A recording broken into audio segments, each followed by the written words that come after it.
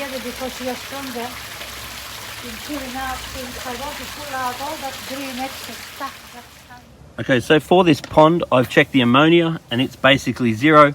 The nitrite is basically 0. That means the filter is working effectively and the filter is breaking down the waste from the fish. Now the pH is actually pretty good. That is going to make sure that the waste from the fish hasn't dropped the pH too much. It's not too bad. The KH was almost 0 though. So I do want to raise the KH. Now over a long period of time, you're going to get a much better result if you raise the KH. So we're going to add a little bit of KH buffer into the water, and that's going to keep the KH up. And our GH at the moment is 0. Now GH is your general hardening salts and so forth. And when the fish are healthy and everything's okay, it's really not the end of the world. But over time, if anything happens and the fish's immune system is compromised, having a higher GH level and the salt in the water really helps the fish with their healing and helps their body slime and helps their overall health. So as far as our water quality is concerned at the moment, the filter's working well. This pond is getting a lot of water changes at the moment, so nitrate is going to be 0. The nitrate would indicate whether we're getting enough water changes, which is definitely the case here. So my only suggestion at this stage as far as water chemistry is concerned is raising the KH a little bit and raising the GH a little bit.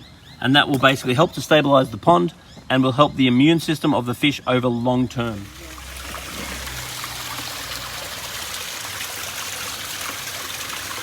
Wow, that's the 3/4. Yeah, probably more. Now this one you're going to use a lot more of. You never want to overdo KH, but overdoing GH is not very important. So this is going to help the immune system of the fish and raise the GH up until we test it and find out where we're at. So we've just done a little bit of a service on this pond.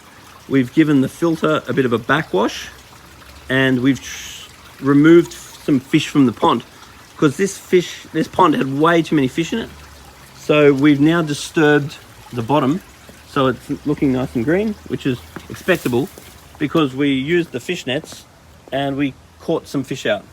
Now this is nowhere near enough fish to reduce the population of this pond, but it's certainly a good start. So I'll come back here on a semi-regular basis, just remove some more fish until we're happy with the amount of fish. Now we can also very clearly at the moment see how well this filter's running. So you can see the water beautifully rushing over this rock. That means this filter is working very well.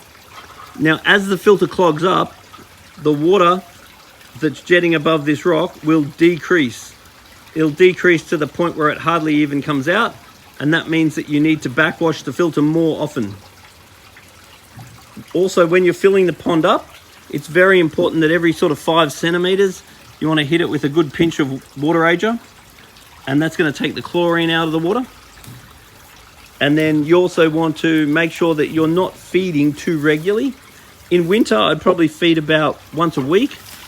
And then in summer, I would feed them 2 or 3 times a week. And the quality of the food you feed is everything as far as fish quality is concerned. Now, I can go to one pond and test the water and find it's actually quite bad. Then I can check the food they feed and it can be high quality food and the fish can actually be quite okay. I can literally go to the next pond and all the fish are dying, and I test the water and it's nowhere near as bad as the last pond, but then I check the food and it's just cheap processed food. So this food here is probiotics from New Life Spectrum. It's a cold extruded food and it's very high quality.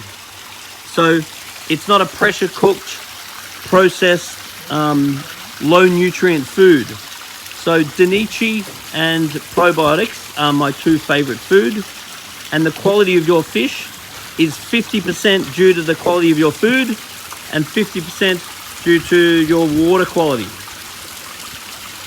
So we've now turned the waterfall back on and it's lovely and clear and pumping nicely.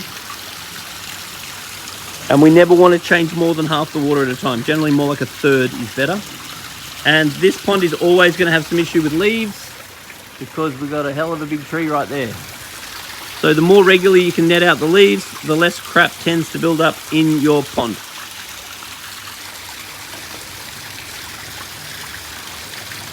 But never underestimate how important food quality is. Because even if you get your water quality wrong, the food quality makes a really big impact on how the fish deal with anything.